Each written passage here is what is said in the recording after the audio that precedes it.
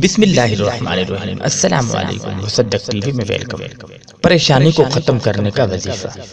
اگر آپ پر اچانک کوئی پریشانی یا مصیبت آ جائے تو آپ نے 4 رکعت نماز نوافل اس طرح ادا کرنے ہیں کہ پہلی رکعت میں سورۃ فاتحہ کے بعد 41 مرتبہ سورۃ اخلاص پڑھنی ہے، پھر دوسری رکعت میں سورۃ فاتحہ کے بعد 31 مرتبہ سورۃ اخلاص پڑھنی ہے، پھر تیسری رکعت میں سورۃ فاتحہ کے بعد 21 مرتبہ سورۃ اخلاص پڑھنی ہے، پھر چوتھی رکعت میں سورۃ فاتحہ کے بعد 11 مرتبہ سورۃ اخلاص پڑھنی ہے، پھر اسی جگہ بیٹھ کر 41 مرتبہ درود ابراہیمی پڑھنا ہے، پھر سجدے میں سر رکھ کر 100 مرتبہ یا اللہ پڑھنا ہے، پھر سجدے سے سر اٹھا کر اللہ سے اپنی پریشانی سے نجات کے لیے دعا مانگنی ہے۔ انشاءاللہ آپ کی جو بھی پریشانی ہوگی اللہ آپ کی اس پریشانی کو اسی وقت دور فرما دے گا۔